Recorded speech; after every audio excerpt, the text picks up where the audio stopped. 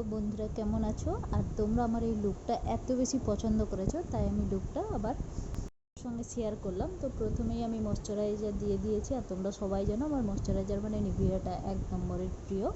তো তারপর আমি প্রাইমার ইউজ করছি। আর ময়শ্চারাইজার আর প্রাইমার দিয়ে তুমি যত ভালো করে স্কিনটা প্রিপারেশন করবে, তোমার কিন্তু তত গ্লেজি হবে।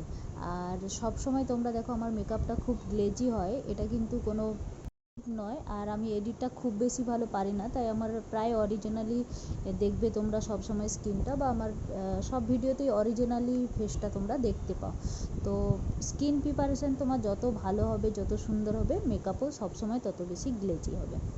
তো এরপর আমি কালার কারেক্টার করে নেব।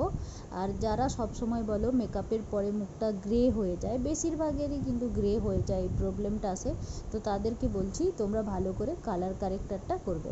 আর আমি কিন্তু এখানে এলে গার্লের কালার কারেক্টারটা করছি, এবং এটা আমার খুব প্রিয় একটা কালার কারেক্টার, তোমরা চাইলে এটা দিয়ে ইউজ করতে পারো। আর যাদের কালার কারেক্টার দেওয়ার পরেও গ্রে হয় বলো, তাদের একটাই প্রবলেম, তারা কিন্তু এই কালার কারেক্টারটা দেওয়ার পরে খুব বেশি করে মানে এটাকে করে দাও। কিন্তু তোমরা যখন কালার কারেক্টারটা দেবে, হালকা লাল বা তোমরা যেখানে গ্রিন কালার কারেক্টার করছো, হালকা গ্রিন সেই কালারটা থাকতে দেবে, তাহলে দেখবে তোমাদের মেকআপটা ফ্ললেস হবে এবং সেখানে কোনো প্যাচিনেস বা গ্রে আসবে না। তো এখানে আমি ক্রিম কন্ট্রোল বেসটা ইউজ করব। আর আমি সব সময় ক্রিম বেস যখনই করি, তখন কিন্তু তার সঙ্গে ভিটামিন সি সিরাম একটুখানি মিশিয়ে দিই, 2-3 ড্রপ মতো। আর যখনই তুমি সিরাম মেশাবে, তখন তোমার ক্রিম বেসটা অনেক বেশি স্মুথ হবে, এবং তোমার এটাকে ব্লেন্ড করবে, তখন দেখবে খুব সুন্দরভাবে এটা ব্লেন্ড হচ্ছে, ইজিলি ব্লেন্ড হবে। আর এটাতে খুব সুন্দর একটা এফেক্টও তুমি পাবে। তো চলো আমি প্রথমে পুরো মুখটাতে ব্লেন্ড করে নেব ভালো করে। অবশ্যই তোমরা বিউটি ব্লেন্ডারটা দিয়ে যখন ব্লেন্ড করবে ফাউন্ডেশনটা লাগানোর পর, সেটা যেন ভেজা হয়। তো আর যতটা সফট ব্লেন্ডার হবে, ততটাই কিন্তু তোমার এটা ভালো কাজ হয়। তো এখানে আমি ব্লেন্ডার দিয়ে ভালো করে ট্যাপ ট্যাপ ট্যাপ ট্যাপ করে আমি কিন্তু ব্লেন্ড করে নেব। অনেকে দেখবে রাব করবে না, তাহলে তোমার যে ফাউন্ডেশনটা লাগিয়েছো সেটা জায়গা থেকে সরে যাবে। তো সেই জন্য তুমি যতটা পারবে ড্যাব ড্যাব মোশনে বা মোশনে তুমি কিন্তু ফাউন্ডেশনটা লাগাবে। আর ফাউন্ডেশনটা যখন প্রেস করবে, তখন দেখে নেবে পুরোটাতে যেন সমানভাবে এটা কভার আপ হয়। কোনো জায়গাতে কম বা কোনো জায়গাতে বেশি যদি হয়, সেখানে তোমার নিড অনুযায়ী তুমি কিন্তু আরেকটুখানি নিয়ে সেটা ইউজ করে একদম ফ্ললেস করে দেবে। এটা খুব ধৈর্যের কাজ, যত ভালো করে তুমি ব্লেন্ড করতে পারবে, তত ভালোই কিন্তু এখানে রেজাল্ট আসবে। এরপর আমি একটা লাইট কনসিলার নিয়েছি, দিয়ে আমার হাইলাইটার জোনগুলো আমি কভার আপ করে নিচ্ছি। আর যাদের করার সময় খুব প্রবলেম হয়, তারা প্রথমে কিন্তু এটা জোনটা করে নিতে পারো, তাহলে তোমাদের কন্ট্রোল করতে কিন্তু সুবিধা হবে। আমি সবার ক্ষেত্রে বলছি না, যারা বিগিনার আছে তাদের অনেক সময় কন্ট্রোল করতে অনেক অসুবিধে হয়। তো সেই জন্য তার আগে হাইলাইটার জোনটা করে নেবে, তারপরে কন্ট্রোলটা করবে, তাতে কোনো অসুবিধা নেই। আর যারা এক্সপার্ট আছে, তারা আগে কন্ট্রোল করে নিয়ে হাইলাইটার করতে পারো, কোনোটাতেই কোনো অসুবিধা নেই। তো চলো এখানে আমি টাও কিন্তু ক্রিম কন্ট্রোল করব।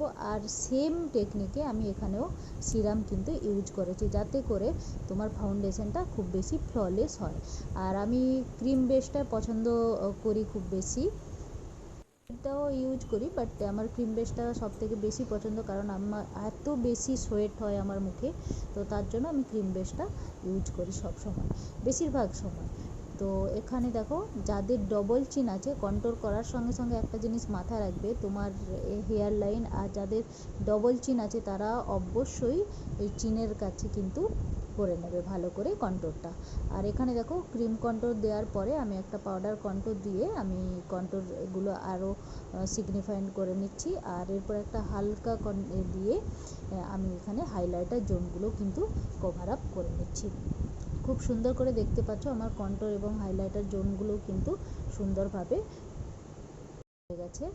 আর তোমরা চাইলে ক্রিম কন্ট্রোল যদি না পারো কেউ, তাহলে শুধুমাত্র পাউডার কন্ট্রোল দিয়েও এটা সেট আপ করতে পারো, কোনো অসুবিধে এখানে হবে না।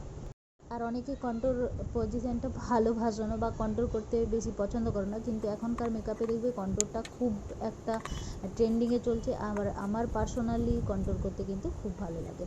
আর এখানে সব কিছুর পরে আমি এটা বেকিং করে নেব, একটা অর্ডার দিয়ে আমি বেকিংটা করে নিচ্ছি। আমার হাইলাইটার জোনগুলো সুন্দরভাবে আমি বেকিং করে নেব।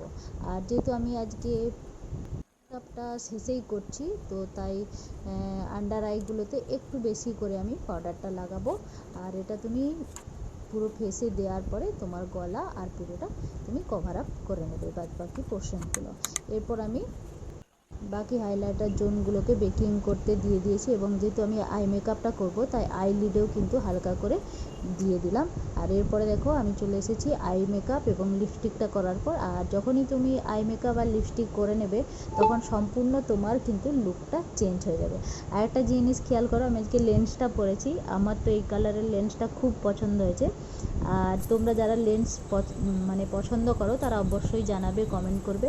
আর আমার আজকের এই লেন্সটা কেমন লেগেছে এবং ফুল লুকটা তোমাদের কেমন লেগেছে।